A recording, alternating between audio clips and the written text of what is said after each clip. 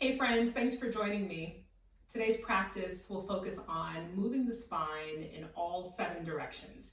That's right, we're doing more than moving forward and backward. We'll explore twists and rotations, side bends and extension, forward folds, all of the different directions that your spine was designed to move.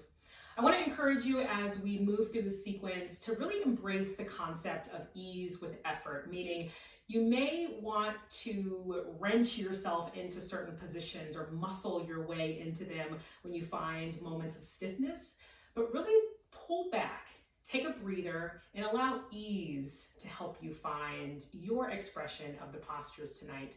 We're not looking for the fullest range of motion here. We're simply looking to explore all of the many ways that the spine was designed to move. So for starters, find yourself in a comfortable position. I like to sit up on a cushion here, just a folded blanket to cushion my hips and my butt. Maybe you move some flesh out of the way to really ground through your sits bones. Anchor down through the hips, and then finding length up through your spine. You can close your eyes if that's comfortable for you as we take the next few minutes to just arrive on our mat. Or maybe you keep your eyes open and gaze softly toward the tip of your nose. Take a deep breath in through the nose, and then fully exhale through your mouth. And with your palms up or down, shoulders rolled back away from the ears, chin parallel to the floor, and eyes open or closed to your point of comfort, take a moment here to acknowledge all of the events that took place today, bringing your attention to them one by one. And then with your next exhale, releasing the need to replay them over in your mind to allow today's events to take up too much space of this evening. Give yourself a moment to fully arrive on your mat, fully arrive at your practice here, dedicating the next several moments to your body, to your breath. And then whenever your mind wanders, as it naturally will, focus back on your breath. Noticing where in your body you feel your breath, sending a deeper exhalation to any points of stiffness or tightness.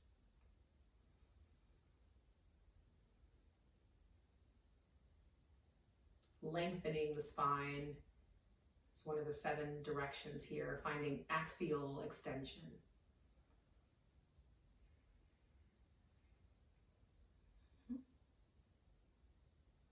Take another deep breath in. Big exhale. You can flutter the eyes open and we'll prepare for side bends. Take your right hand, place it right outside your hip. Big inhale, and then as you exhale, side bend, use the left arm, reach up and over, really spread all 5 fingers here. Maybe gazing down at your right hand, maybe bending that right arm. Do your best to keep the hips anchored. We'll go in each direction twice. So inhale brings you back up. Left hand outside your hip, and then big exhale over. Take the right arm over your head. Spread your fingers. Maybe bending into the left arm. Inhale, come back up. And then exhale, switch. Playing around with depth here. Remember, ease with effort, no need to force. Keep that left shoulder hugged back and down away from your ear. Other side.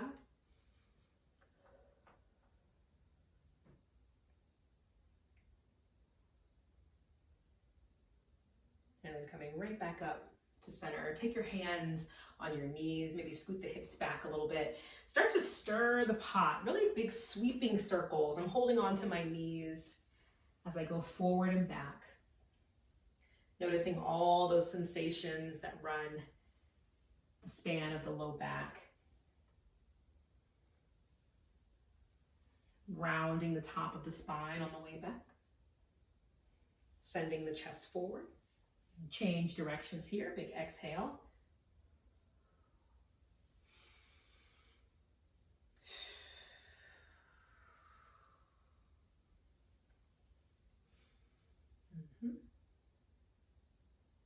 And if your legs are crossed like mine, find that neutral spine. Switch the direction here and then start to crawl the hands forward, maybe shimmying your way down. Allow the chin to come toward your chest.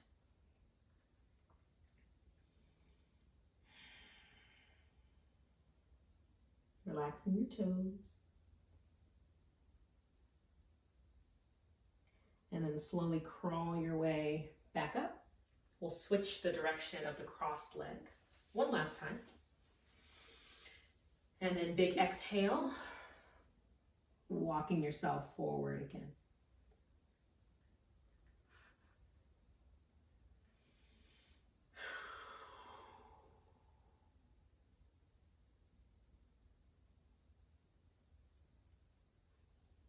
And slowly making your way back up to center. I'm going to give you options here on these twists. So you can keep your legs crossed if that's comfortable for you, or you can find your way onto your butt. Remove your prop here, send the legs out long, bending that right knee, hooking the left elbow outside the knee, and then taking the twist here. So if you are taking this option, take a little mental snapshot here and find your position. And if you're taking the crossed leg, it simply has crossed legs, left arm outside right knee, right hand small of back, and then the same spinal movement, just different legs, different legs. I know sometimes we get a little tired having the legs crossed, so there's options in yoga. And then take your gaze over that right shoulder.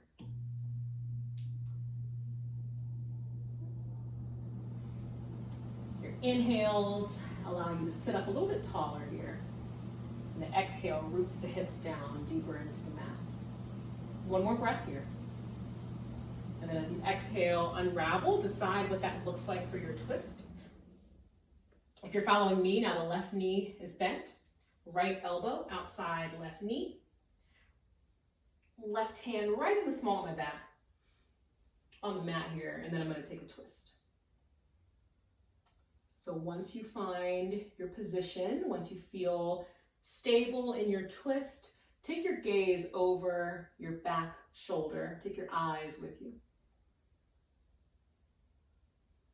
Remember, we're not looking for the deepest, twistiest, gumbiest twist. We're looking for space and ease and exploration. One more breath. And then as you exhale, start to unravel.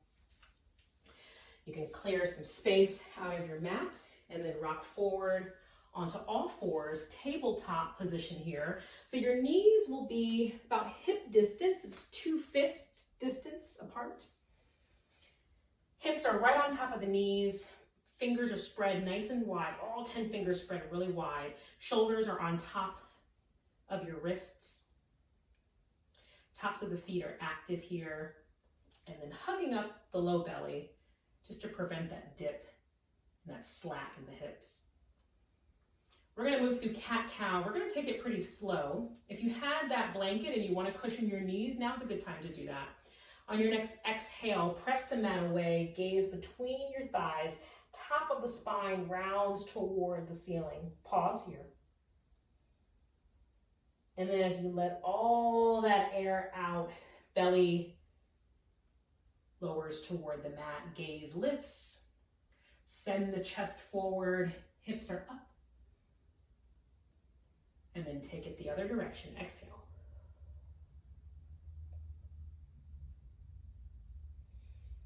Inhale. Maybe any other organic movements that feel good. I always find a little hip swivel or a little swish always works its way in here. Just go with it, embrace it. We'll go in each direction one more time. Take your time, follow your breath.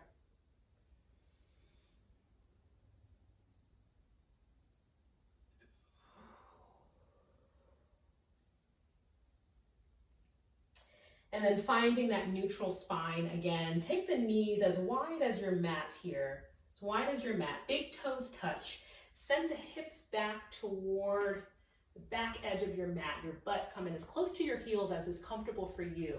And then extended child's pose. Walk the hands forward and allow the chest to melt toward the mat. Last thing is your forehead lowering to the mat. Fingers are spread wide. Breathing deeply into your belly, the space between each rib here. Soft bellies, creating some space in the low back. Maybe noticing some sensations in the upper part of the spine, the thoracic spine. We'll be here for 2 more breaths. So really take them deep, really fill up the lungs. Almost so that your torso rises and falls away from the mat.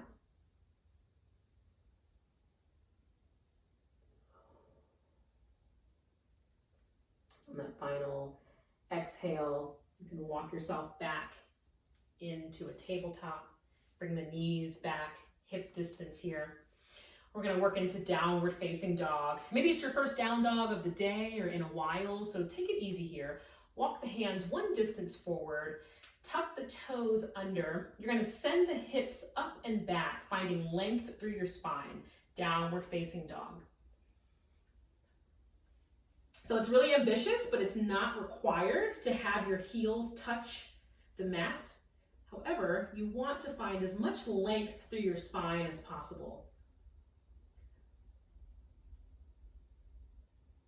So your toes are down, the balls of the feet making contact with the mat. You can bend your knees or straighten them. Send the hips up. All of your fingers are spread wide, suctioning down to that mat. Your biceps are right alongside your ears. A little internal rotation with the shoulders. Take a deep breath in. Big exhale. Maybe bending one knee, bending the other. And then find that stillness. Shift forward to a high or low plank. And then either one, start to lower yourself all the way down onto the mat, hugging the elbows in, lowering down. Scoot yourself back here. Moving into Sphinx pose. You're on the elbows and the forearms, and you may notice this is already a back bend. You're already feeling some sensation, some stretch in the lower back. So pressing into the elbows, lifting up out of the shoulders. Chin is parallel to the mat, fingers are spread wide. Enjoying this balance of a belly stretch and a lower back bend. If this is a little bit too much on your low back, you can always create some space in the sacrum by opening up the legs. We'll be here for 2 more breaths. Really press up out of the shoulders. And then as you exhale on that second breath cycle, start to lower yourself all the way down. Your hands are going to come right outside of your chest here. We're pressing back up through downward facing dog. You can do that through tabletop and then transition, or you can push yourself right up into that posture. Hug your elbows in by your side with whatever you decide. Downward facing dog. And then from here, start to tippy-toe your feet forward in a forward fold. So top of the head hangs really heavy here. Relax your head and your neck. Maybe bending in through the knees, and make sure your hands touch something so they're not hanging out in space, dangling. maybe the floor, your ankles, your feet. Take a halfway lift. Really engage your back muscles. Keep the chin tucked. Shoulders or height of hips here, pressing into the shins or the thighs. And then big exhale, forward fold. We'll do that one more time. Halfway lift, inhale. Fold, exhale. Plant your hands and step back to that high plank. Lower yourself down either from low plank to your belly or all the way down from that high plank. Setting up for Sphinx. One last time. Take your time, get your position, fingers spread wide, pressing up out of the shoulder joints. Feeling that back bend. One more breath. And then as you exhale, you can stack your palms on top of each other and rest a cheek on either side. Bend the knees and start to windshield wiper the legs side to side. Maybe a little pop in the low back. I'm always popping and cracking at the end of the day. Swishing the legs side to side. And then from here, find that stillness. There's no graceful way to get there. You're going to flip over onto your back. Now is a good time that you may grab a pillow or your blanket to cushion your head. It's up to you. I like a little lift. Lowering yourself all the way down. You're going to scoop your hips over to the right side of your mat, bending your knees, and then lower the knees stacked to the left side of your mat here. Do your best to keep the backs of the shoulders anchored to the mat. If the right shoulder is floating up in space, maybe you scoop the knees back in a little closer, or you just take that right hand and just drape it along your stomach or your hips here. We're in a supine twist. So once you feel stable here and satisfied that the legs are in the right position, you may take your gaze over that right shoulder to explore this twist a little bit deeper.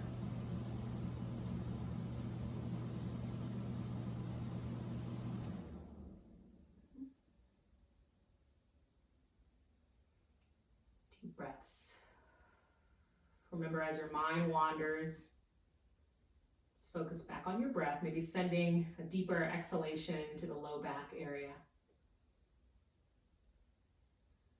And then preparing to twist into the other direction. You can use the strength of your core to bring your legs back up. Scoot the hips over to the left.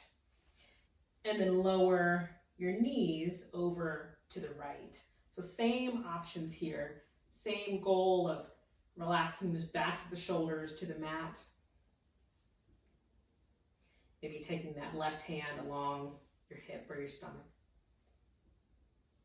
And then maybe taking your gaze over to the left for a full experience in this posture here. You can decide what feels best for you.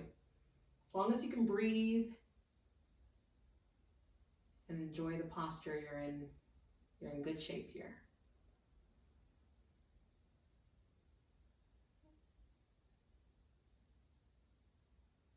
One more breath.